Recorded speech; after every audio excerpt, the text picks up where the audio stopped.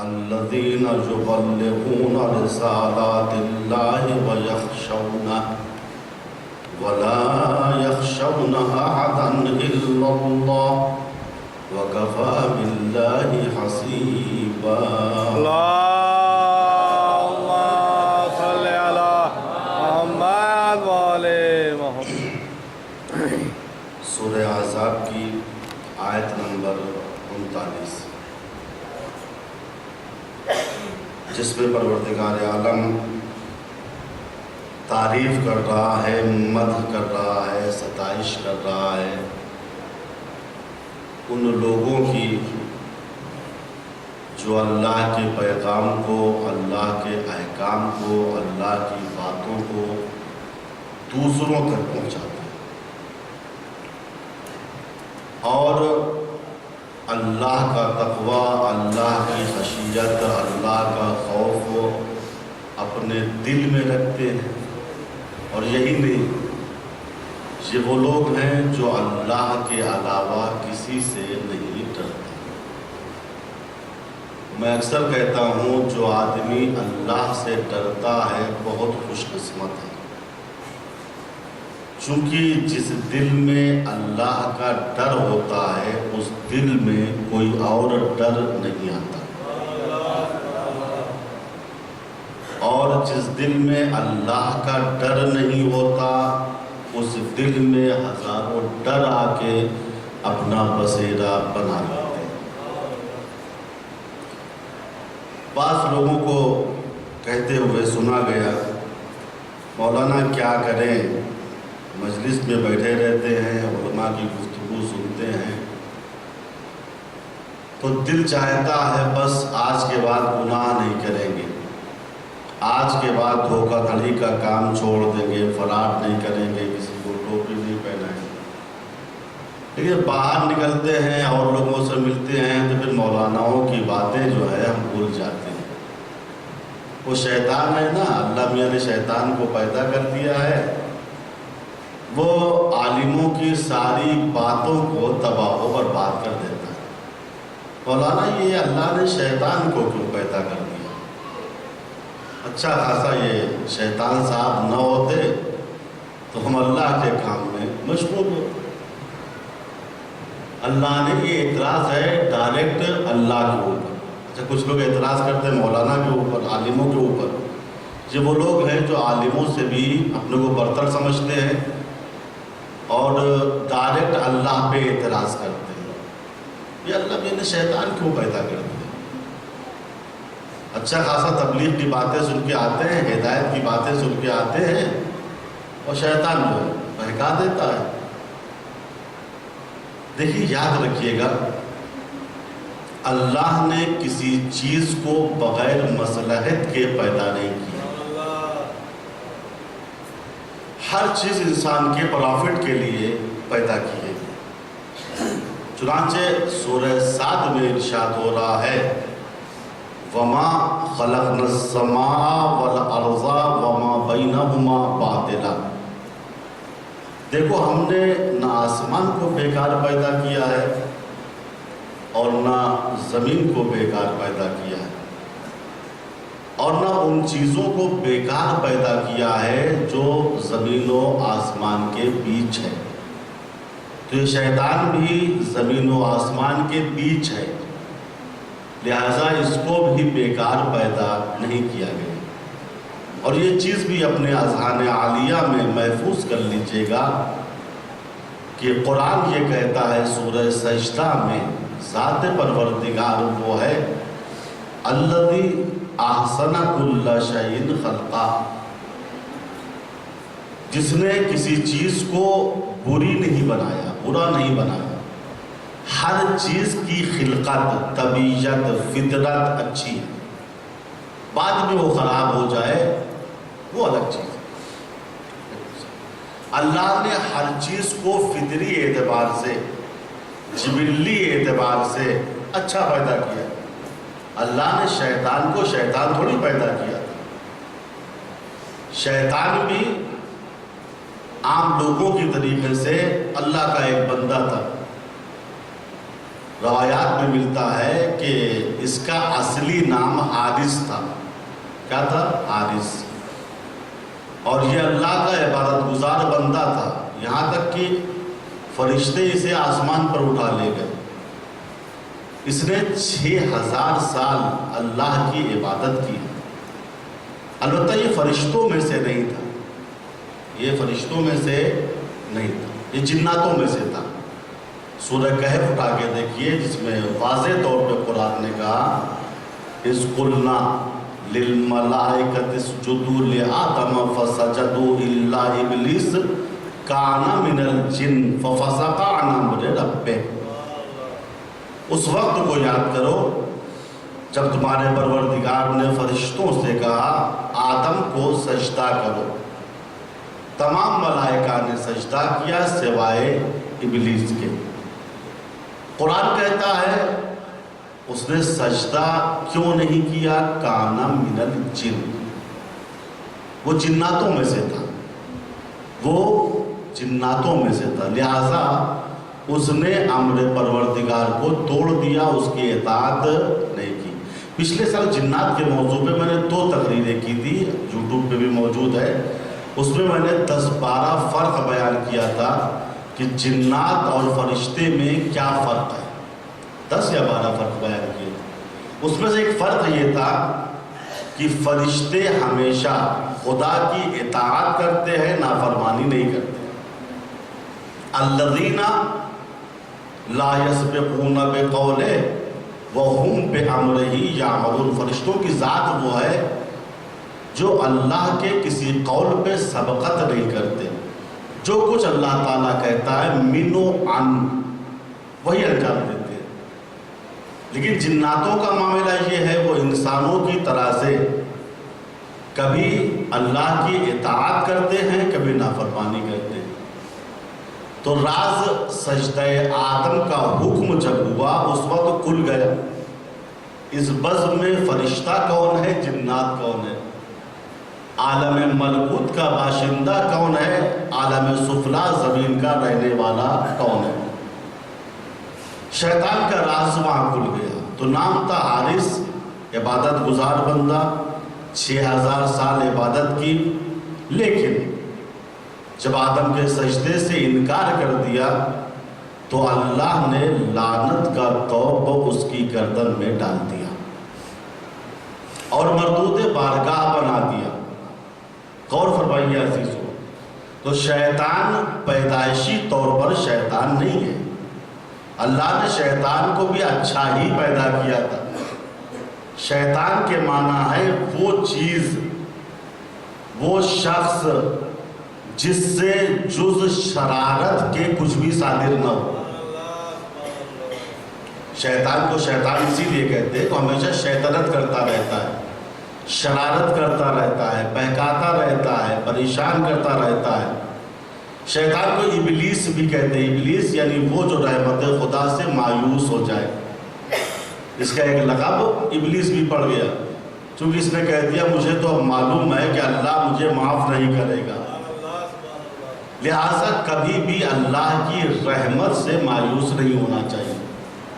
وہ ایک ہی ابلیس نہیں ہے، بلکہ ہر وہ شخص چاہے وہ جناتوں میں سے ہو یا انسانوں میں سے ہو جو رحمت خدا سے مایوس ہو جائے اسے ابلیس کہتے ہیں. چونکہ اللہ نے قرآن میں کیا کہا ہے، یا عبادی الذین اسرفوا علی انفسہم لا تقنطوا من رحمت اللہ. اے میرے وہ بندو جنہوں نے اپنے نفسوں پہ ظلم کیا ہے، گناہ کیا ہے، اللہ کی رحمت سے مایوس مت ہونا. ان اللہ یغفر الذنوب جميعا، اللہ تمہارے سارے گناہوں کو معاف کر دے گا. انہ هو الغفور الرحیم، وہ معاف کرنے والا بھی ہے اور رحمت نازل کرنے والا بھی ہے. وہ تمہارے اوپر مادر مہربان سے مہربان تر ہے. صلوات پڑھے پر محمد.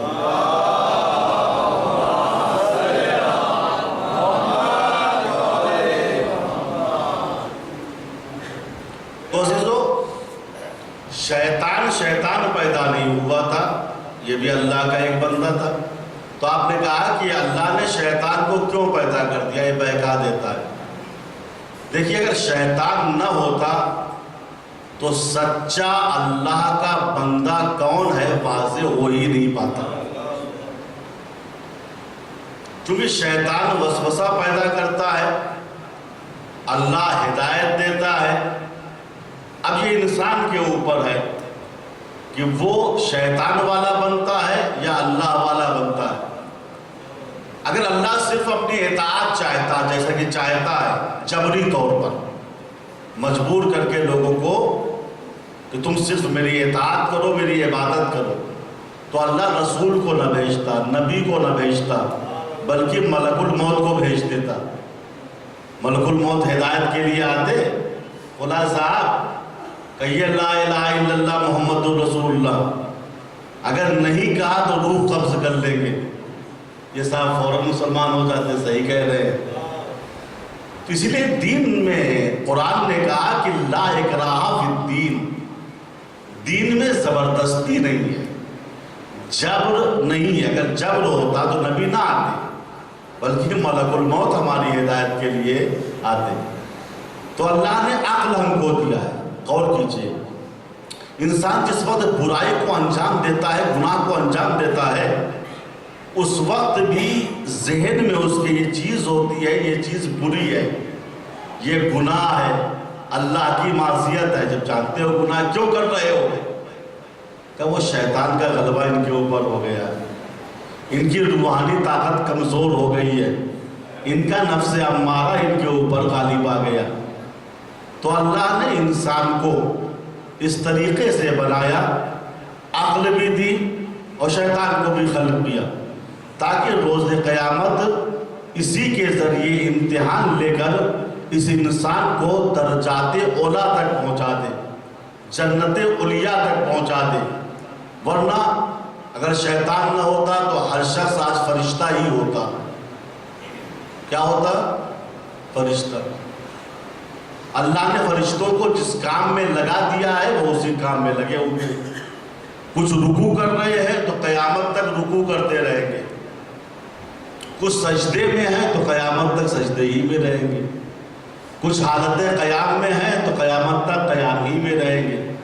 لیکن اللہ کو ایسی ذی شعور اور ذی عقل مخلوق کی ضرورت تھی جس کے اندر ایسی عقل ہو کہ وہ اچھائی کو بھی جانتا ہو، برائی کو بھی جانتا ہو، شیطان کو بھی پہچانتا ہو، اللہ کو بھی جانتا ہو۔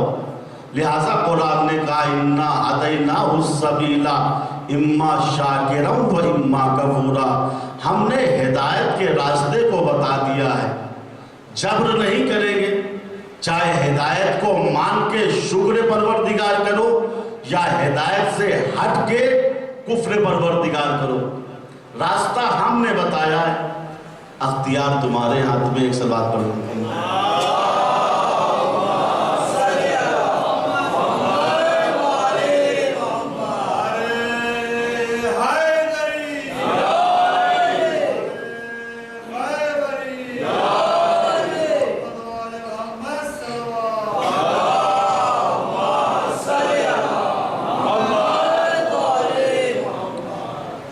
تو یہ شیطان جو ہے فرشتوں میں سے نہیں بلکہ جناتوں میں سے تھا۔ کائے میں سے تھا؟ جناتوں میں سے۔ جناب سلیمان نے، جن کی حکومت تمام انسان و جن پر تھی، ایک مرتبہ پروردگار سے کہا خدایا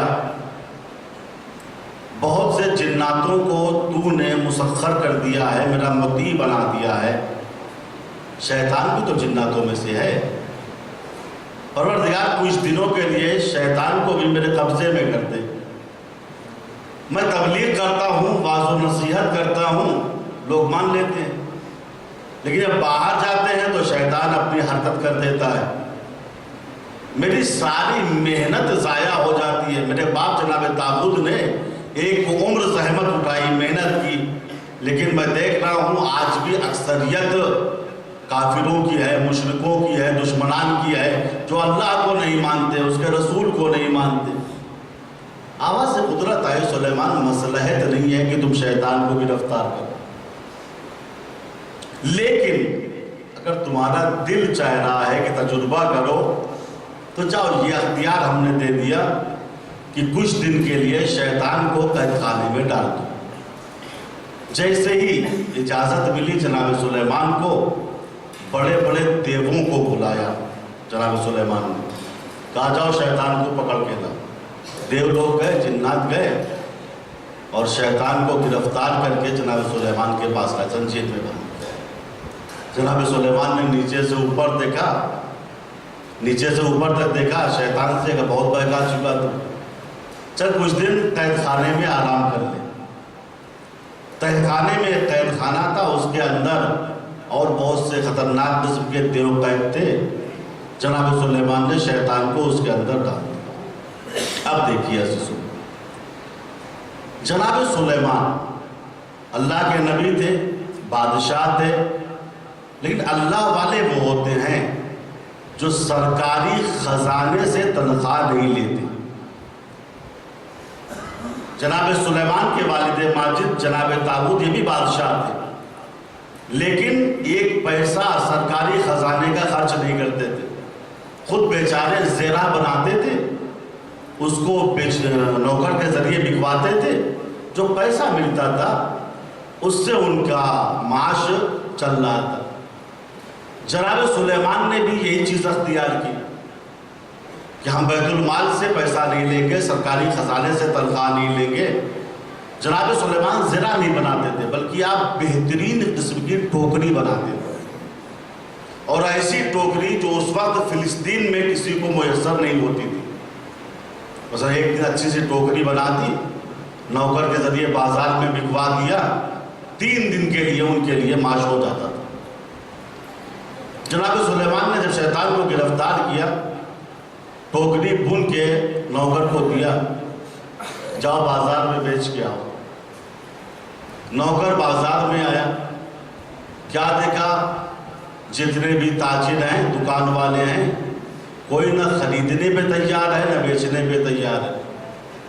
ہر دکان پہ اللہ تعالیٰ کا ذکر ہو رہا ہے، سبحان اللہ، پروردگار نے کتنی نعمتیں دی ہیں، ہم کتنا کفران نعمت کرتے ہیں۔ ہم بھیا دیکھو، اتنے دن ہم لوگ گمراہی میں تھے، اب آئندہ کے لیے ہم کو چاہیے کہ توبہ کر لیں۔ جناب سلیمان کا نوکر آگے بڑھا، کا ٹوکری خریدو گے؟ انہوں نے جھڑک دیا، ہٹو میاں، یہاں اللہ اور رسول کی بات ہو رہی ہے، تم دنیا داری کی بات بھی کر رہے ہو، بیچنے خریدنے کی باتیں کر رہے ہو۔ لکھا ہے اس دن نوکر پوری بازار میں گھومتا رہا اور ایک خریدار نہیں ملا۔ نوکر لوٹ آئے، جناب سلیمان نے کہا کیا ہوا؟ کہا حضور بازار میں تو صرف اللہ اور رسول کی باتیں ہو رہی ہیں، ذکر الہی کی باتیں ہو رہی ہیں، کوئی نہ بیچنے پہ تیار ہے نہ خریدنے پہ تیار ہے۔ جناب سلیمان نے کہا رکھ دو ٹوکری، کل بیچنے جانا۔ لکھا ہے اس دن جناب سلیمان بھوکے سوئے، چونکہ بیت المال کا پیسہ استعمال کرتے ہی نہیں تھے، ساری روزی روٹی یہی ٹوکری تھی، یہ بکے پیسہ ملے تو روٹی آئے، بھوکے سوئے۔ دوسرے دن صبح سویرے جب بازار لگی، جناب سلیمان نے اپنے غلام سے کہا جاؤ بیچ کے آؤ ٹوکری۔ اب جو غلام آیا، بازار میں کل سے اہم کیفیت دیکھی، لوگ صرف اللہ کی بات کر رہے ہیں، رسول کی بات کر رہے ہیں، ذکر الہی زبانوں پہ ہے، موت کا تذکرہ کر رہے، بھیا 4 دن کی دنیا ہے، مر جائیں گے، فراڈ کرنے سے کیا فائدہ ہے، دوسرے کا مال لینے سے کیا فائدہ ہے، غصب کرنے سے کیا فائدہ ہے۔ اس دن بھی ٹوکری نہیں بکی۔ یہ غلام نوکر پھر واپس گیا، سلیمان سے کیفیت بتائی، آپ نے تبلیغ اتنے دن کی، لیکن جو 2 دنوں میں میں دیکھ رہا ہوں ایسا اثر میں نے کبھی نہیں دیکھا، اور ایسی کیفیت لوگوں کی آپ کے ابا کے زمانے میں بھی نہیں تھی۔ جناب سلیمان بھی سوچ میں پڑ گئے، بات کیا ہے، لوگ خرید نہیں رہے ہیں، بیچ نہیں رہے ہیں۔ پھر سلیمان بھوکے سوئے اس دن۔ تیسرا دن نمودار ہوا، نوکر کو پھر بلایا، کہا جاؤ میاں 2 دن سے بھوکے رہ رہے ہیں، پانی پہ خالی گزارا کر رہے ہیں، جاؤ اسے بیچ کے آؤ۔ اب ٹوکری لے کے یہ نوکر جب بازار میں آیا دیکھا پوری مارکیٹ بند ہے، ساری دکانیں بند ہیں۔ ایک دو لوگوں سے پوچھا کیا بات ہے بھیا، آج چھٹی کا دن ہے؟ کہا نہیں، آج چھٹی وغیرہ کا دن نہیں ہے۔ کہا پھر کیا ہوا؟ کہا چھوڑو، سب بازار بند کر کے قبرستان چلے گئے۔ نوکر قبرستان پہنچا، وہاں جا کے اس نے دیکھا تمام بازار کے لوگ اپنی اپنی قبروں کو کھود کے پیر قبر کے اندر لٹکائے ہوئے، ہر ایک کی آنکھوں میں آنسو ہے، ہر ایک توبہ اور استغفار کر رہا ہے۔ نوکر پھر آیا سلیمان کے پاس، سلیمان آج معاملہ اور الٹ گیا، بازار ہی بند ہے، لوگ قبرستان میں اپنی قبروں کو کھودے ہوئے ہیں، اپنے پیر کو قبر میں لٹکائے ہوئے یاد خدا کر رہے ہیں، گریہ کر رہے ہیں، توبہ کر رہے ہیں، استغفار کر رہے ہیں۔ جناب سلیمان نے کہا میں سمجھ گیا بات کیا۔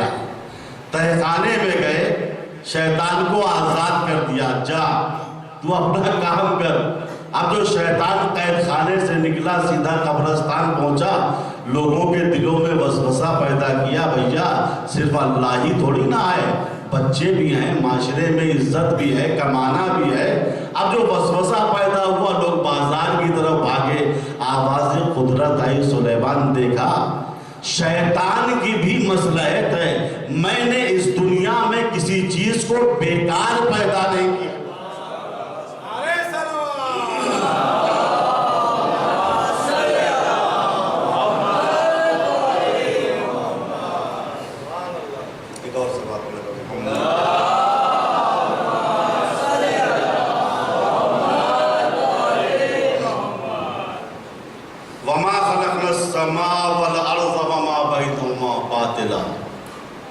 دیکھو ہم نے نہ زمین کو بیکار پیدا کیا ہے، نہ آسمان کو بیکار پیدا کیا ہے، نہ زمین و آسمان کے درمیان جو چیزیں ہیں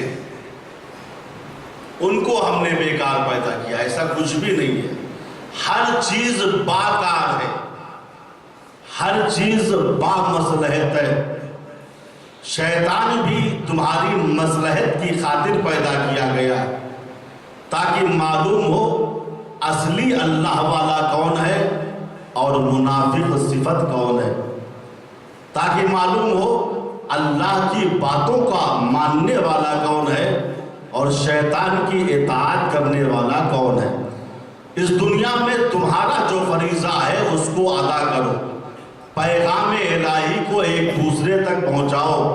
الذین یبلغون رسالات اللہ، بہترین لوگ ہیں، قابل مدح ہیں وہ لوگ جو اللہ کے پیغام کو دوسروں تک پہنچاتے ہیں۔ لیکن آج ہمارے معاشرے میں بہت سی ایسی برائیاں پیدا ہو گئی ہیں کہ ہم اللہ کو چھوڑ کر جب مشکل آتی ہے تو بابا کو تلاش کرتے ہیں، کاہن کو تلاش کرتے ہیں، جادوگر کو تلاش کرتے ہیں۔ اے بھیا ہمارے یہاں ایک مشکل آ گئی، میرا بچہ ٹھیک نہیں ہو رہا ہے، جانتے ہو کوئی جادوگر صاحب ہے، کوئی غیب گو ہے، کوئی بابا ہے، کوئی پیر ہے، کوئی قلندر ہے؟ یہ کیا ہو گیا ہے؟ قرآن کے ماننے والے، اللہ کے ماننے والے، اسلام کے ماننے والے یہ بابا کی تلاش میں نکلے ہوئے۔ قرآن کہتا ہے وَنُنَزِّلُ مِنَ الْقُرْآنِ مَا هُوَ شِفَاءٌ وَرَحْمَةٌ لِّلْمُؤْمِنِينَ، ہم جو کچھ قرآن میں نازل کرتے ہیں وہ مومنین کے لیے شفا ہے، مومنین کے لیے رحمت ہے۔ ہم قرآن کے خزانے کو چھوڑ کے اغیار کے دروازے پہ سکے کی بھیک لینے جا رہے ہیں؟ کیا ہو گیا ہے؟ قرآن کہتا ہے، سورہ بقرہ اٹھا کے دیکھیے، وَيَتَعَلَّمُونَ مَا يَضُرُّهُمْ وَلَا يَنفَعُهُمْ۔ جادو ایک ایسی چیز ہے جس میں انسان کا نقصان ہی نقصان ہے، کوئی پرافٹ نہیں ہے۔ دنیا کے اندر نقصان ہے، وَلَقَدْ عَلِمُوا لَمَنِ اشْتَرَاهُ مَا لَهُ فِي الْآخِرَةِ مِنْ خَلَاقٍ۔ قرآن کہہ رہا ہے، یہ بھی جان لو، دنیا میں نقصان ہے اور آخرت میں جادوگروں کا کوئی حصہ نہیں ہے، وہ سیدھے اوندھا منہ جہنم کے اندر ڈال دیے جائیں گے۔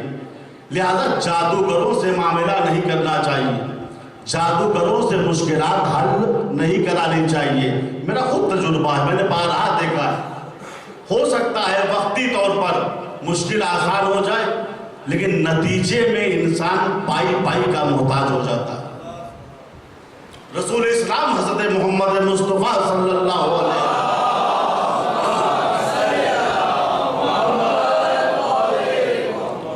آپ ارشاد فرماتے ہیں کہ من مشا الی ساحر او کاہن فقد خرج من دین الاسلام، جو آدمی اپنی مشکل کے حل کے لیے کسی جادوگر کے پاس جائے، کسی غیب گو کے پاس جائے، وہ دین اسلام سے خارج ہو جاتا ہے۔ قرآن سے مشکلیں حل کراؤ، وارث قرآن سے جو دعائیں وارد ہوئی ہیں ان کے ذریعے مشکلیں حل کراؤ۔ جو بھی گیا جادوگر کے پاس کہ ہماری بھیا مشکل آسان کر دو، حل کر دو، رسول کہتا ہے یہ مسلمان ہے ہی نہیں، چونکہ جادو میں جز نقصان کے فائدہ ہے ہی نہیں۔ 10 آئیں گے تو 1000 نکل جائیں گے۔ معاشرے میں میں نے دیکھا سچے واقعات ہیں، مثال بھی نہیں ہے، جو میں نے اپنے کانوں سے سنے۔ ایک جگہ میں اسکول میں پڑھا رہا تھا، آج سے 18 سال پہلے لیکچرر تھا، ایک عامل صاحب تھے، وہ آئے میرے پاس، ایک دم حالات ان کے بہت بدتر تھے۔ اچھا ہوتا یہ ہے نا، ہم پریشان ہیں، ہم سمجھتے ہیں یہ عامل صاحب جو ہے یہ بہت آرام سے ہوں گے، حالانکہ یہ ان سے زیادہ پریشان ہے۔ جو خود پریشان ہو وہ دوسروں کی پریشانی کو کیا حل کرے گا؟ لیکن جہالت ہے، شیطان نے عقلوں پہ پردہ ڈال دیا ہے تاکہ ان کو دین اسلام کے زمرے سے نکال دے۔ تو یہ عامل صاحب تھے، انہوں نے سفلی عمل کر رکھا تھا۔ مولانا کیا ہوا؟ حالات بہت خراب ہیں۔ ٹھیک ہے، جو ہم سے ہو سکتا ہے ہم آپ کی مدد کر دیں گے۔ کہا مولانا ابھی 2 مہینے پہلے جو ہے میں نے چمگادڑ کی ہڈی پہ عمل کیا تھا۔ کہا پہ؟ چمگادڑ کی ہڈی پہ جادو کیا، عمل کیا۔ پھر کیا ہوا؟ کہا پھر میں اس کو ہاتھ میں داب کے جس کے پاس جاتا تھا وہ کھٹا کھٹ پیسے دیتا تھا مجھ کو۔ 1 مہینے کے اندر 1 لاکھ روپے میں نے کما لی۔ کتنے؟ 1 لاکھ روپے 1 مہینے کے اندر۔ تو اس زمانے میں 1 لاکھ کی کیا حیثیت تھی؟ 1 مہینے میں 1 لاکھ روپے کما لیا۔ پھر کیا ہوا؟ دوسرے مہینے 2 لاکھ، تیسرے مہینے 3 لاکھ۔ کہا مولانا چھوڑیے۔ پھر کیا ہوا بتائیے نا؟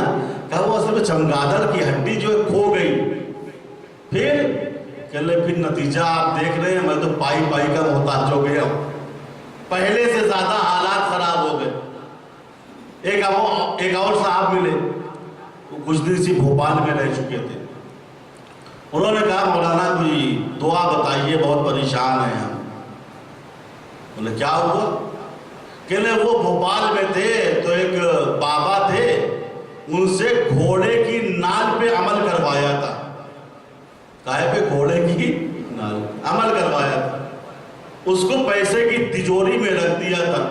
کہا پھر کیا؟ پیسے میں برکت ہوتی چلی جا رہی تھی۔ کہا پھر کیا؟ ایک دن وہ نال کھو گئی۔ پھر کہنے میرے حالات آپ دیکھ ہی رہے، اب گزرا کیا ہے؟ پہلے سے بدتر میرے حالات ہو گئی۔ یہ ہے عزیزو جادو۔ قرآن کہہ رہا ہے وَيَتَعَلَّمُونَ مَا يَضُرُّهُمْ وَلَا يَنْفَعُهُمْ، یہ وہ چیزیں سیکھ رہے ہیں جس میں نقصان ہی نقصان ہے، کوئی پرافٹ نہیں ہے، کوئی فائدہ نہیں ہے۔ اگر 10 کا فائدہ ہوگا تو 1000 کا نقصان ہو جائے گا۔ لہذا اگر مشکل پڑتی ہے تو یا قرآن کی طرف آؤ یا وارث قرآن کے پاس آؤ۔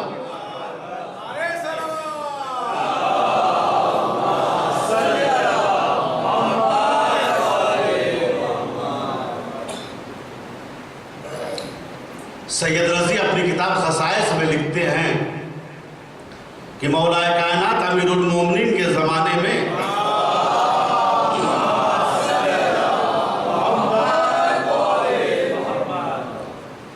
آذربائیجان، جو اس وقت مکمل ایک ملک ہے ایران کے بغل میں، آذربائیجان میں ایک یہودی رہتا تھا جس کا کام تھا ہاتھیوں کا دھندا۔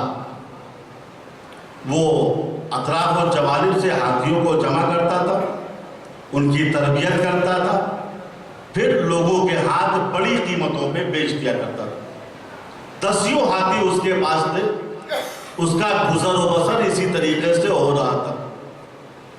ایک دن وہ مدینے کے قریب سے گزر رہا تھا، ایک صحرا تھا۔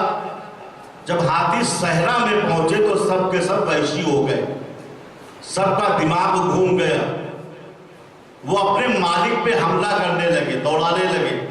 یہ بیچارہ پریشان ہو گیا، یہ کیا آفت آ گئی؟ اس نے سمجھ لیا کہ معاملہ کچھ اوپری ہے۔ کیا ہے؟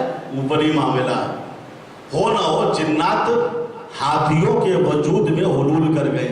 البتہ دیکھیے یہ ایک حقیقت ہے کہ جناتوں میں اس بات کی صلاحیت ہوتی ہے کہ وہ جس طریقے سے انسان کے جسم میں حلول کرتے ہیں ویسے حیوانوں کے جسم بھی حلول کر جاتے ہیں۔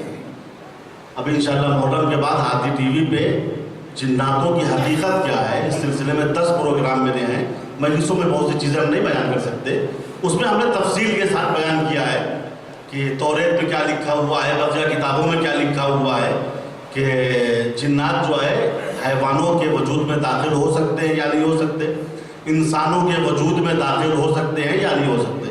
انشاءاللہ سنیے گا آپ حضرات، جن کے پاس یہ شبکہ ہے اور یہ ٹی وی کا چینل ہے۔ تو اس نے سمجھ لیا کہ ہمارے ہاتھیوں کے وجود میں جنات حلول کر گئے ہیں۔ وہ مدینے کے اندر داخل ہوا، ایک صاحب سے پوچھا بھیا ایسا ہے، کوئی ایسا ہے جو جناتوں کو ہاتھیوں کے وجود سے نکال دے؟ دیکھیے پارٹی بازی ہر جگہ چلتی ہے، 2 پیر ہوں، ابھی دیکھیے معاملہ، وہ ادھر کھینچے گا وہ، بلکہ جو نقلی ہوتے ہیں نقلی والے، اصلی والا کوئی جو ہے اپنا معاون نہیں رکھتا، مشاور نہیں رکھتا، مددگار نہیں رکھتا، وہ پبلسٹی نہیں کرتا، لیکن جو نقلی بنے ہوئے رہتے ہیں، دیکھیے ٹی وی پر بھی، پوسٹروں میں بھی، ان کے افراد بھی گھومتے رہتے ہیں، یہ بابا بہت پہنچے ہوئے ہیں، جیسا بھی شیطان ہو اتار دیتے ہیں، جیسی بھی مشکل ہو حل کر دیتے ہیں۔ یہ یہودی بیچارہ جیسے مدینے میں داخل ہوا، ایک صاحب سے ملاقات ہو گئی، کیا بات ہے، کس لیے آئے ہو؟ وہ بات یہ ہے کہ میں ہاتھیوں کو لے کے گزر رہا تھا، اچانک میرے ہاتھی وحشی ہو گئے، میرے ہی دشمن ہو گئے، مجھے دیکھ کے مجھ پہ حملہ کر دیتے ہیں، مدینے میں کوئی ہے؟ اس نے دکھا دی پارٹی بازی، جو سچا دروازہ مشکل کے حل کے لیے خدا کی طرف سے بنا تھا اس کا پتہ نہیں بتایا، بتا دیا دوسری جگہ کا، وہاں چلے جاؤ، وہ ایک تعویذ دے کے معاملہ حل ہو جائے گا۔ یہ بیچارہ پہلی مرتبہ مدینے کے اندر آیا تھا، کسی کو پہچانتا بھی نہیں تھا، گیا اس دروازے پہ، انہوں نے پوچھا کیا بات ہے؟ کہا ایسی سی بات ہے، اب جو لین دین تھا وہ ہوا، ایک تعویذ بنا کے دے دیا، کہا اس کو گلے میں ڈال کے ہاتھیوں کے سامنے چلے جانا، ہاتھی کچھ نہیں کرے، سر جھکا لیں گے، ہاتھی تیرے مطیع و فرما بردار بن جائے۔ اس نے تعویذ کو بیچارے نے لیا، مدینے کے باہر اس صحرا میں پہنچا جہاں رکا ہوا تھا۔ اب اس نے سمجھا بھائی مسلمان کی بات تو غلط نہیں ہو سکتی، جیسے ہی ہاتھیوں کے سامنے سینہ تان کے گیا، ہاتھیوں نے اس کو دیکھا، دوڑایا اس کو، اب جو دوڑایا تو بھاگا، یہ تعویذ دکھا رہا ہے، تعویذ لے کے آیا ہوں، رک جاؤ، وہ ہاتھی کو رکنے لگے، بھاگتا ہوا ہانپتا کانپتا ہوا مدینے میں آیا، لکھا ہے ابن عباس سے ملاقات ہو گئی، کیا بات ہے؟ کہا بھیا میں عاجز آ گیا، مدینے آیا تھا تعویذ لینے کے لیے، فلاں جگہ پہنچا تھا، یہ کیسا دین ہے، یہ کیسا اسلام ہے، آپ کیسے مسلمان ہیں، آپ کے تعویذ نے کچھ بھی اثر نہیں کیا، آپ کی دعاؤں نے کچھ بھی اثر نہیں کیا۔ ابن عباس نے کہا تو غلط دروازے پہ پہنچ گیا تھا، چل میں تجھے ایسے دروازے پہ لے کے چل رہا ہوں جس دروازے سے کبھی بھی کوئی خالی ہاتھ نہیں آیا۔ ابن عباس اسے لیے ہوئے مولا کے دروازے پہ آئے، مولا نے ہاتھی کے مالک کو دیکھا، کہا تیرے ہاتھی وحشی ہو گئے ہیں، کہا آپ کو کیسے پتا؟ کہا مجھے معلوم ہے، بیٹھ سے۔ مولا نے ایک چھوٹی سی دعا، وہ بھی دعا ایسی تھی، خدایا تیرے نبی کا واسطہ کہ اس سے مشکلات کو آسان کرا دے۔ آئمہ دلسم نہیں دیتے ہیں، علم رمل جانتے ہوں گے لیکن استعمال نہیں کرتے. یہ جادو ٹونا یہ غیروں کی چیزیں ہیں. چونکہ اسلام میں قانون یہ ہے کہ جو انسان اگر مسلمان ہے جادو سیکھے تو اس کا قتل واجب ہو جاتا ہے، تاکہ مسلمان جادو اور معجزے میں فرق محسوس کرتا رہے. ائمہ کے پاس جادو نہیں بلکہ معجزہ ہوتا ہے.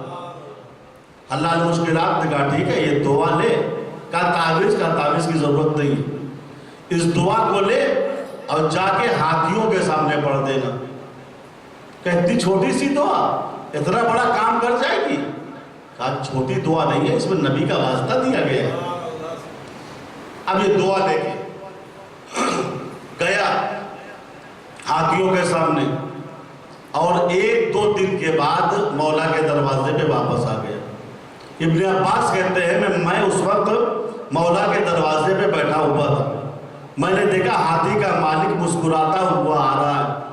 جیسے علی نے ہاتھی کے مالک کو دیکھا مسکرا کے علی نے کہا یہ بتا کہ ہاتھیوں کا حال میں بتاؤں یا تو بتائے گا؟ اس نے کہا یا علی اگر ایسی بات ہے تو آپ ہی بتا دیجئے کہ میرے ساتھ کیا پیش آیا. مولا نے کہا سن، تو اس دعا کو لے کے جب ہاتھیوں کے سامنے گیا تو دل میں ڈر رہا تھا. ہمارے یہاں وہ ایک اصطلاح ہے کہ دودھ کا جلا ہوا چھاچھ بھی پھونک پھونک کے پیتا ہے. چونکہ دھوکہ کھا چکا تھا، تو یہودی ہے، تو میری حقیقت نہیں جانتا، لہذا ڈر رہا تھا. لیکن جب تو نے ہاتھیوں کے سامنے اس دعا کو پڑھا، ہاتھیوں نے سر خم کر دیا، سر جھکا دیا. کہاں ایسا ہی ہوا تھا؟ پھر کیا ہوا؟ مولا نے کہا پھر یہ ہوا تو امتحان کرنے کے لیے کہ دعا کا اثر ہوا یا نہیں ہوا. آہستہ آہستہ قدم بڑھاتے ہوئے ایک ہاتھی کے پاس پہنچا. اس ہاتھی نے اور سر جھکا لیا. پھر تو ہاتھی کی پشت پہ سوار ہو گیا. پھر اسی ہاتھی پہ سوار ہو کے تو میرے پاس آ گیا. اتنا سننا تھا اس یہودی کا خابیدہ ضمیر جاگ اٹھا. کہا یا علی ایسا لگتا ہے کہ آپ میرے ساتھ ساتھ چل رہے تھے، آپ ماجرے کو دیکھ رہے تھے. یا علی میں سمجھ گیا آپ جب اتنے سچے ہیں تو جس دین کو آپ مانتے ہیں وہ کتنا سچا ہوگا. صلوات پڑھیں.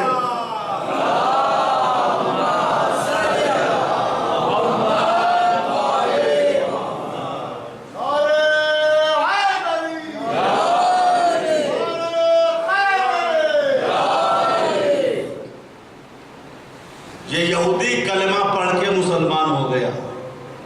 یعنی آپ اتنے سچے ہیں، آپ اتنے اچھے ہیں، تو جس دین کو آپ مانتے ہیں وہ کتنا سچا ہوگا، وہ کتنا اچھا ہوگا. یعنی آپ سب کچھ دیکھ رہے تھے. یعنی ایسے ہی امام الجنت والناس نہیں بنے ہیں، ایسے ہی جنات و انسان کے امام نہیں بنے ہیں. غیروں نے بھی اس بات کا اعتراف کیا ہے کہ علی جنات و انسان کے امام ہیں. امام شافعی نے اپنی ربائی میں کیا کہا ہے؟ علی حبہ الجنہ، علی کی محبت جہنم سے بچنے کی سپر ہے.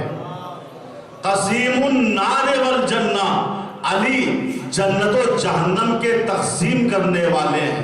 پھر کہتے ہیں وصی مصطفیٰ حقا، علی سچے معنی میں نبی کے خلیفہ ہیں، نبی کے وصی ہیں. تھے بہت سے، مگر امام شافعی کہہ رہے ہیں سچا وصی دیکھنا ہے تو علی کے چہرے کی طرف دیکھو. کیوں؟ امام الانس والجنہ، علی جس طریقے سے انسانوں کے امام ہیں اسی طریقے سے جناتوں کے بھی امام ہیں.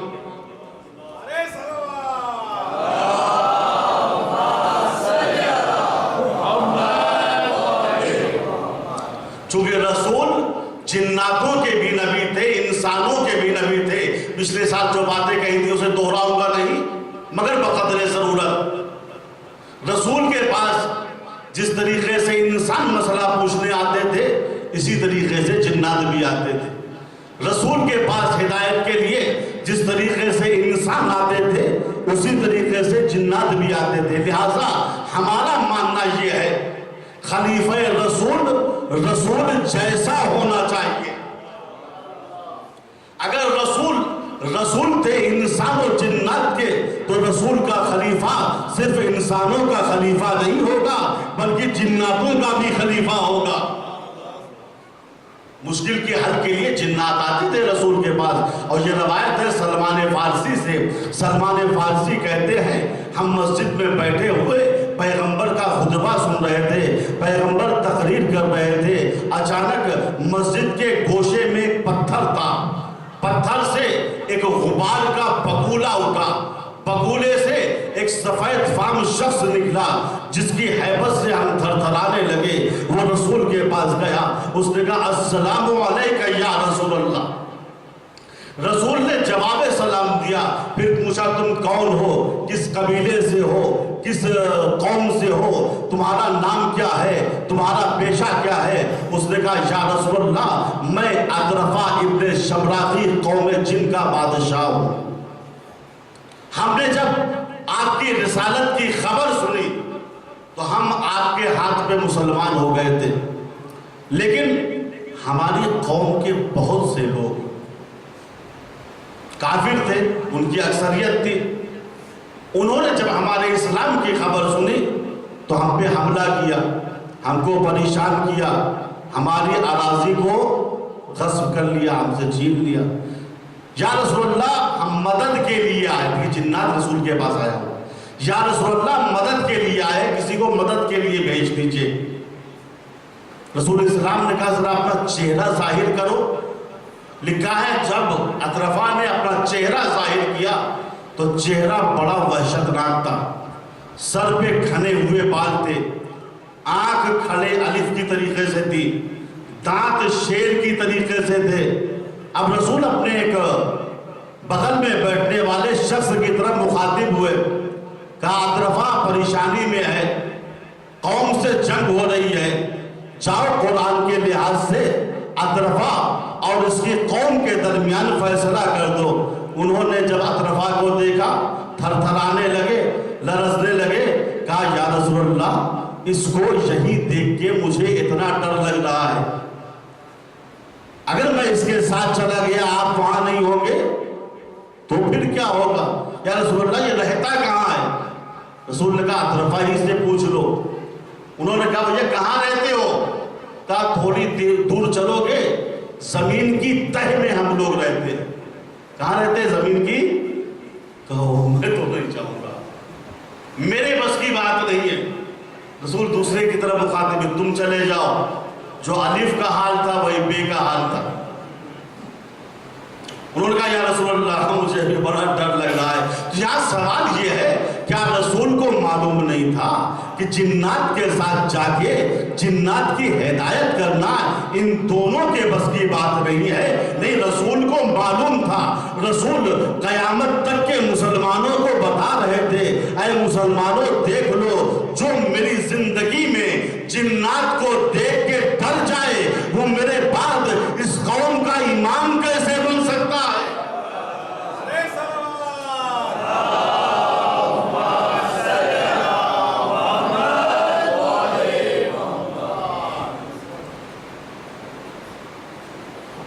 یہ بھی نہیں گئے, وہ بھی نہیں گئے. گیا کون؟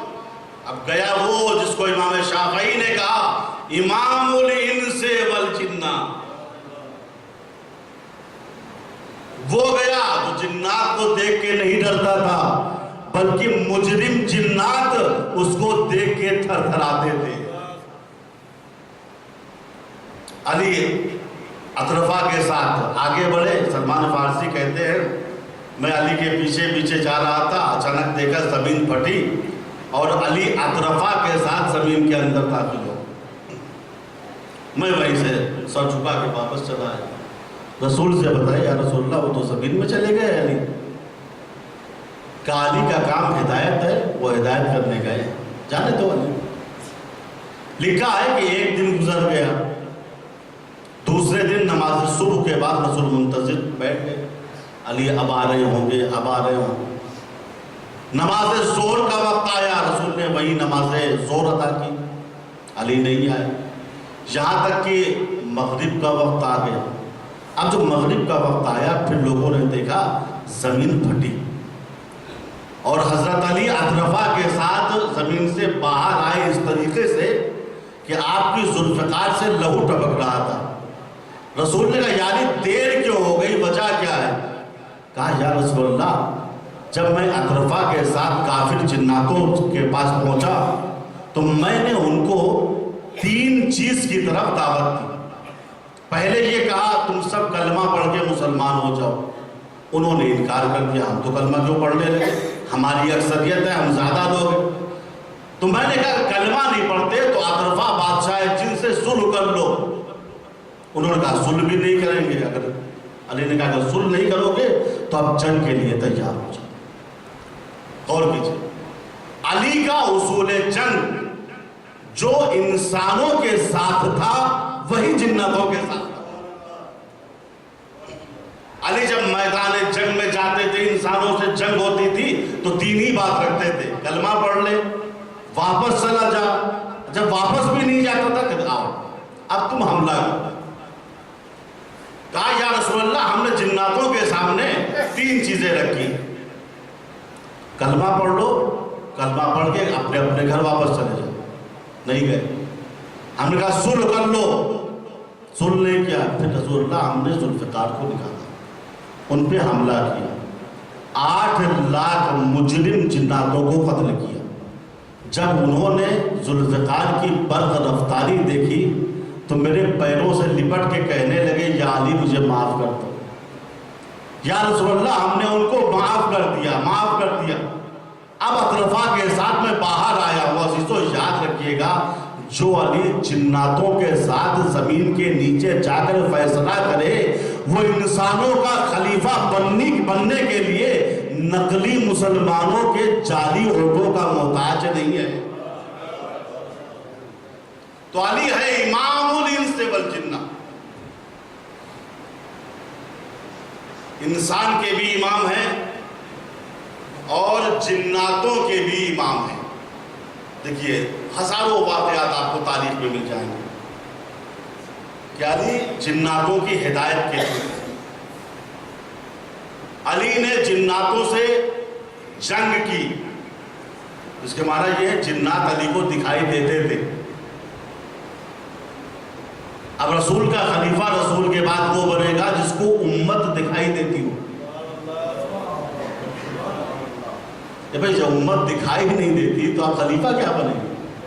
آپ ان کی لیڈری کیا کریں گے؟ آپ ان کے امام کیسے بنیں گے؟ صلوات پڑھو۔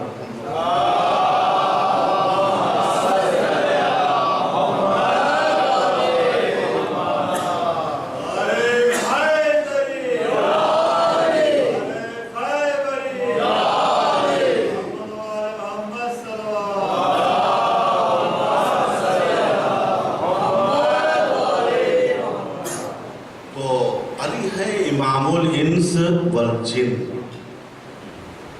اور پچھلے سال میں نے ایک جملہ کہا تھا کہ جتنے بھی جنات ہیں سب علی کو امام اول مانتے ہیں، سب اہل بیت والے ہیں، سب حسین والے ہیں، سب حسن والے ہیں۔ جنات یہودی بھی ہیں، عیسائی بھی ہیں، مشرک بھی ہیں، لیکن اگر مسلمان ہیں تو اہل بیت والے ہیں۔ اہل بیت کے غم میں گریا کرتے ہیں، روتے ہیں۔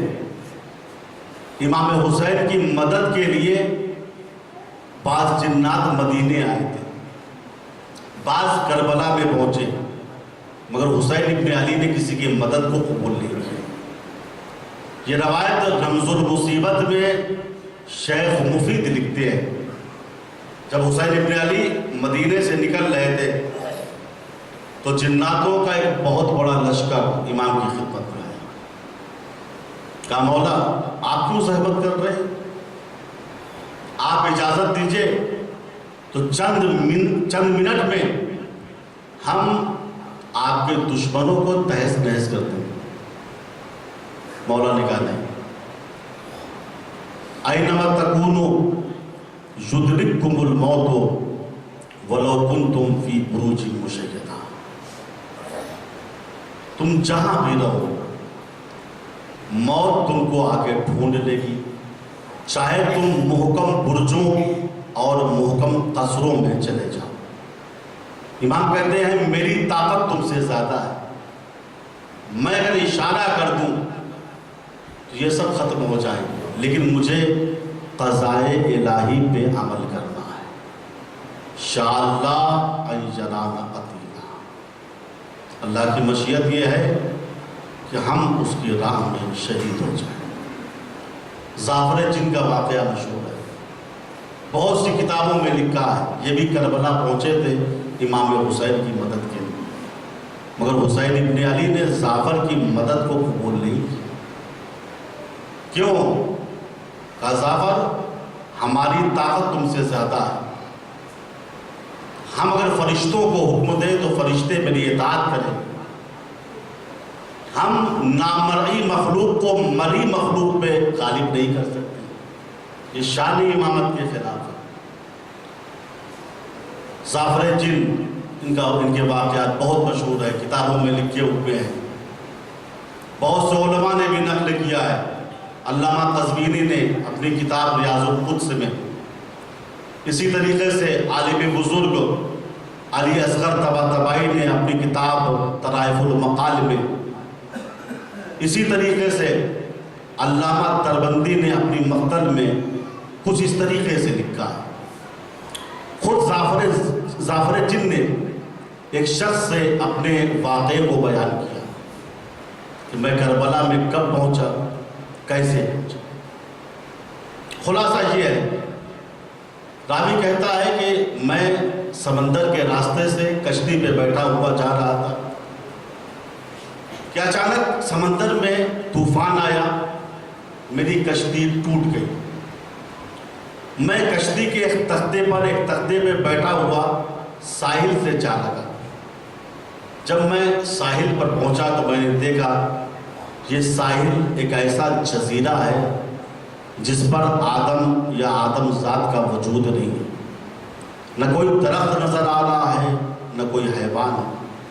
وحشت ناک صحرا تھا، میں ڈرا ہوا سہما ہوا بیٹھا ہوا تھا، مگر کیا کروں، راہ فرار بھی کچھ بھی نہیں تھا، راہ فرار نہیں تھا، کہاں جاتا۔ ابھی میں بیٹھا ہوا تھا، اچانک میرے کانوں میں کسی کے رونے کی آواز آئی۔ جب ایک رونے کی آواز آئی تو اس کے ساتھ ہزاروں رونے کی آواز فضا میں منتشر ہو گئی۔ میں پریشان ہو گیا، میرے پروردگار، اس صحرا میں جہاں دور دور تک کوئی نظر نہیں آ رہا ہے، یہ ہزاروں رونے کی آوازیں کہاں سے آ رہی ہیں؟ یہ کون لوگ گریہ کر رہے ہیں؟ یہ کون لوگ رو رہے ہیں؟ راوی کہتا ہے میں ہمت کر کے اٹھا، اس طرف چلا جدھر سے رونے کی آواز آ رہی تھی۔ جب میں آگے بڑھا تو میں نے دیکھا ایک عجیب الخلقت شخص بیٹھا ہوا ہے، جس کے بال بڑے بڑے ہیں، چہرہ عجیب ہے لیکن چہرے پہ نور ہے۔ وہ زمین پہ کچھ لکھتا ہے، لکھ کے اس کو دیکھتا ہے اور دیکھ کے چیخ مار کے روتا ہے، اور جب وہ چیخ مار کے روتا ہے تو ہزاروں رونے کی آواز فضا میں منتشر ہو جاتی ہے، لیکن اس شخص کے علاوہ دوسرے جو رونے والے تھے وہ دکھائی نہیں دے رہے تھے۔ میں اس منظر کو دیکھ رہا تھا، میرے دل میں یہ آیا میں دیکھوں یہ شخص زمین پہ کیا لکھ کے روتا ہے۔ جب وہ لکھنے لگا، راوی کہتا ہے میں اس کی پشت پہ گیا، میں نے جھک کے دیکھا کیا لکھ رہا ہے، تو میں نے دیکھا وہ شخص زمین پر یا حسین لکھتا تھا، بغور دیکھتا تھا، پھر چیخ مار کے روتا۔ اب میں ڈرا نہیں، چونکہ واسطے کے لیے نام حسین موجود تھا۔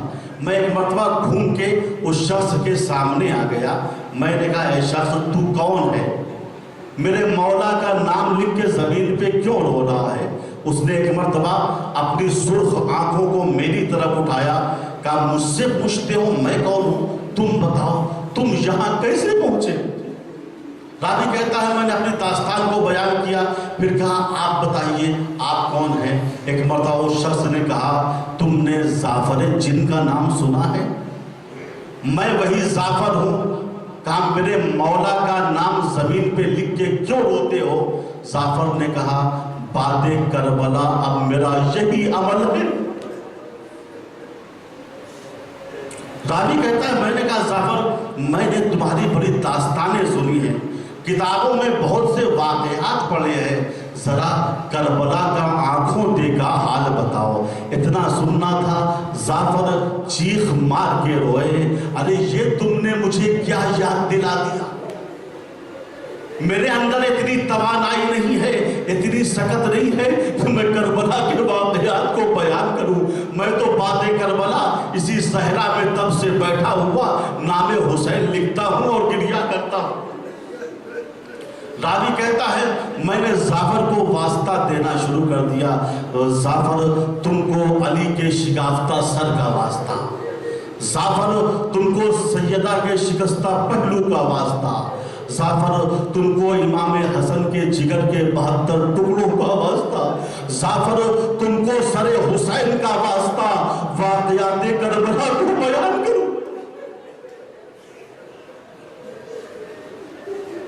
ظافر کہتے ہیں تم نے قسم دی ہے تو سنو، بات یہ ہے میرے بابا کا نام عمیر تھا، وہ جنوں کے بادشاہ تھے۔ بیر العلم میں جب علی نے کافر جناتوں کو قتل کیا تھا تو میرے بابا عمیر کو علی نے بادشاہ بنا دیا تھا۔ باپ کے مرنے کے بعد میں ایک مرتبہ مسجد کوفہ میں علی کے پاس پہنچا اور میں نے کہا یا علی میرے بابا کا انتقال ہو گیا ہے، اب ان کے بعد بادشاہ جن کون ہوگا؟ تو مولا علی نے مجھے بادشاہ جن بنا دیا تھا۔ جس دن علی نے مجھ کو بادشاہ بنایا تھا اس دن کی یاد میں ہم لوگ بیر العلم میں جمع ہوتے تھے۔ یہ ہر سال کا قاعدہ تھا، ہم لوگ جمع ہوتے تھے، ہزاروں جنات ہوتے تھے، لاکھوں دیو ہوتے تھے، ہماری بادشاہت کا جشن منایا جاتا تھا۔ ایک مرتبہ جشن کے دن میری شادی بھی تھی، اسی دن جشن تھا، اسی دن شادی تھی، ہم خوشحال تھے، ہزاروں جنات نظروں کے سامنے بیٹھے ہوئے تھے، بڑے بڑے جناتوں کے بادشاہ آئے ہوئے تھے۔ اچانک میرے تخت کے نیچے سے کچھ جنوں کے رونے کی آواز آنے لگی۔ میں نے کہا کون ہے جو اس مبارک موقع پہ رو رہا ہے؟ اچانک میں نے دیکھا تخت کے نیچے سے 2 جنات نکلے، انہوں نے ہاتھ جوڑ کے کہا میرے بادشاہ جن کے صدقے میں آپ کو یہ تاج و تخت ملا ہے اس کا پورا گھر آج کربلا میں اجاڑا جا رہا، آج روز عاشور ہے، زہرا کے لال کو شہید کیا جا رہا ہے۔ میں نے کہا تمہارے منہ میں خاک ہو، کیا کہہ رہے ہو؟ میرے مولا حسین تو مدینے میں ہیں۔ کہا نہیں آقا، آپ نے ایک کام کے لیے مجھے عراق بھیجا تھا، ہم لوگ عراق کی سرحدوں سے اڑتے ہوئے جا رہے تھے، ہماری نگاہیں کربلا کے میدان پر پڑ گئی، ہم نے کیا دیکھا؟ چاروں طرف خون کے تھالے ہیں، کہیں جوان، کہیں بوڑھے، کہیں بچے سر کو کٹائے ہوئے پڑے ہوئے ہیں۔ زہرا کا لال تلوار پہ دیکھ دیکھ کے کہہ رہا ہے حل من ناصر ینصرنا، حل من مغیث یغیثنا، ہے کوئی جو میرے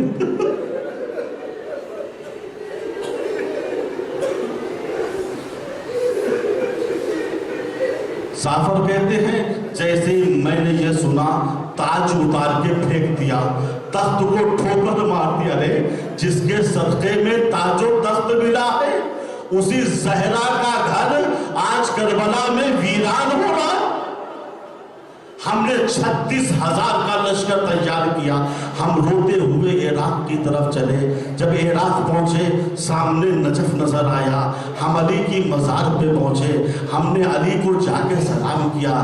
ظافر کہتے ہیں جب ہم علی کے پاس جاتے تھے، مرقد علی کو سلام کرتے تھے تو ہمیشہ علی ہمارے سلام کا جواب دیتے تھے، لیکن روز عاشور جب میں نے سلام کیا تو علی کی قبر سے جواب سلام نہیں آیا۔ میں سمجھ گیا جواب کون دے گا، چونکہ علی آج نجف میں نہیں کربلا میں ہے۔ میں نے لشکر والوں سے کہا جلدی تیار ہو جاؤ، کربلا کا رخ کرو۔ جعفر کہتے ہیں ہم اپنے لشکر کو لیے ہوئے پرواز کرتے ہوئے نہر فرات کے کنارے پہ پہنچے۔ جب ہم نہر فرات کے کنارے کے پر اس پار سے اس پار پہنچے تو میں نے دیکھا ایک 32 برس کے جوان کا لاشا پڑا ہوا جس کے دونوں شانے قلم ہیں۔ وہ جوان ہو بہو علی ابن ابی طالب نظر آ رہا تھا۔ میں سمجھ گیا یہ کسی غیر کا لاشا نہیں، یہ علی کا بیٹا عباس ہے۔ اجرکم علی اللہ۔ جعفر کہتے ہیں میں گھبرا گیا۔ میں نے اپنے لشکر سے کہا دیکھو لشکر یزید چاروں طرف پھیلا ہوا ہے سیاہی کے مانند، ان کو ہٹاؤ، پتہ لگاؤ میرا مولا حسین کہاں ہے۔ ہم لشکر کو ہٹاتے ہوئے آگے بڑھ رہے تھے، لشکر والے ہم کو کیا دیکھتے لیکن مولا نظر نہیں آ رہے تھے۔ اچانک ایک جگہ مجھے نور کا حالہ نظر آیا، میں سمجھ گیا میرے مولا یہی پاس موجود ہیں۔ میں جب قریب پہنچا تو کیا دیکھا 1,24,000 پیغمبر میدان کربلا میں موجود ہیں۔ آدم صفی اللہ بھی ہیں، نوح نبی اللہ بھی ہیں، ابراہیم خلیل الرحمن بھی ہیں، موسیٰ کلیم اللہ بھی ہیں، یعقوب بھی ہیں، یوسف بھی ہیں۔ میں نے دیکھا یعقوب کبھی یوسف کو دیکھ کے روتے ہیں، ابراہیم کبھی اسماعیل کو دیکھ کے روتے ہیں، ہر ایک فرد غم سے جھوم رہا ہے۔ دوسری طرف نگاہ گئی، فرشتوں کی صفوں کو دیکھا، ملک منصور موجود تھا، جبریل موجود تھے، میکائیل فوج عظیم کے ساتھ موجود تھے، اسرافیل موجود تھے، ملک بہار موجود تھا، ملک ریح موجود تھا، ملک جنت و جہنم موجود تھے، لیکن سب سر جھکائے ہوئے حسین کے اشارے کے منتظر تھے۔ دوسری طرف میری نگاہ گئی، کیا دیکھا مقتل میں حمزہ ہیں، جعفر تیار ہیں، امام حسن ہیں، مولا علی ہیں، رسول اسلام بھی موجود ہیں۔ پھر میں نے دیکھا مولا حسین گھوڑے پہ بیٹھے ہوئے ہیں، زخموں سے چور ہے، گھوڑا زخمی ہے، زخموں سے خون کے قطرات گر رہے ہیں۔ رسول اسلام کے ایک ہاتھ میں شیشے کا جام ہے، جب بھی حسین کے بدن سے لہو کا قطرہ ٹپکتا تھا رسول اسلام اسے ظرف شیشے میں لے لیا کرتے۔ میں نے دیکھا رسول کے ایک ہاتھ میں جام کوثر ہے، بار بار حسین کے قریب لے جاتے ہیں، میرے لال حسین تم بڑے پیاسے ہو، میرے لال پانی پی لو، لیکن حسین منہ پھیر لیتے ہیں، پانی نہیں پیتے۔ میں نے دور سے سلام کیا، مولا حسین آپ پر سلام ہو۔ مولا نے جواب سلام دیا۔ میں نے کہا مولا اس غلام کو آپ نے پہچانا؟ مولا نے کہا جعفر علی اکبر کے بعد میری آنکھوں کا نور چلا گیا ہے، لیکن ہم اس بے کسی کے عالم میں بھی اپنے غلاموں کو پہچانتے ہیں۔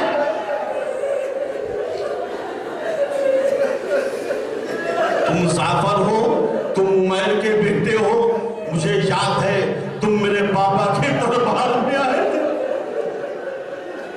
جعفر کہتے ہیں پھر مولا نے گوشے چشم سے اشارہ کر کے مجھے قریب بلایا۔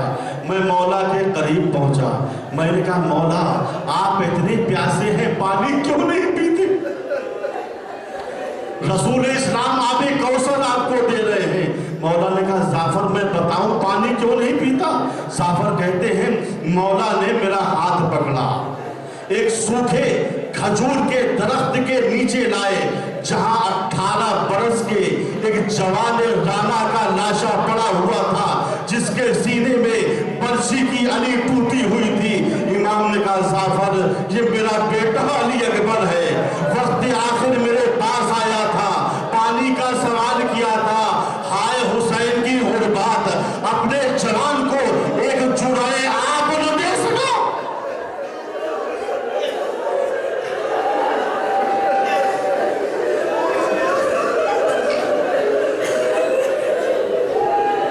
جعفر میرا بیٹا علی اکبر پیاسا اس دنیا سے چلا گیا، میں کیسے پانی پی لوں؟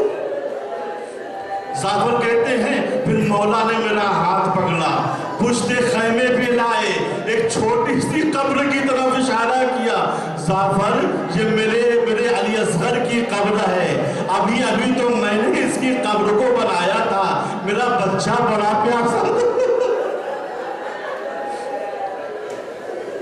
मैंने इसके लिए पानी का सवाल किया था, अश्किया ने पानी के बजाय 3 भाल का जहर आलू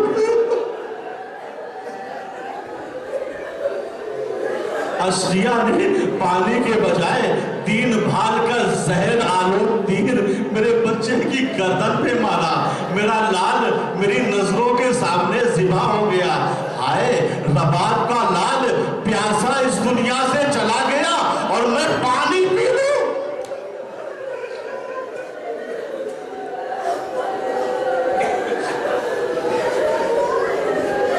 जाफर मैं कैसे पानी पी लूं, मेरा अब्बास प्यासा इस दुनिया से गया है। जाफर कहते हैं मैंने कहा मौला अब बर्दाश्त नहीं है, 36,000 का लश्कर लेके आया हूँ, इजाजत दे दीजिए। इमाम ने कहा नहीं जाफर तुम्हारी मदद की जरूरत नहीं है, ये जवां मर्दी के खिलाफ है, तुम जब जंग करोगे तुम उनको देखोगे लेकिन वो तुमको नहीं देख पाएंगे। जाफर अगर हमें गैबी मदद की जरूरत होती, ये फरिश्तों की फौज मौजूद है, ये मलक मंसूर मौजूद है, ये जिब्रील मौजूद है, ये मीकाईल मौजूद है, ये इसराफील मौजूद है। जाफर तुम्हारा बहुत बहुत शुक्रिया। जाफर जाओ और ये पैगाम लेते जाओ, ऐ मेरे शियो जब भी ठंडा पानी पीना तो हुसैन की प्यास को याद कर लेना, जब भी किसी बेकसो मुसाफिर को देखना 2 आंसू मेरी गुर्बत पे बहा लेना। जाफर जाओ जल्दी मैदान करबला से वापस जाओ। जाफर ने हाथ जोड़ के कहा मौला जल्दी क्यों कर रहे हैं? कहा जाफर वक्त अस्र करीब आ रहा है, अब कोई मख्तल में न रहेगा, मेरी शहादत का वक्त आ रहा है। जाफर मेरी माँ सैयदा की सवारी आने वाली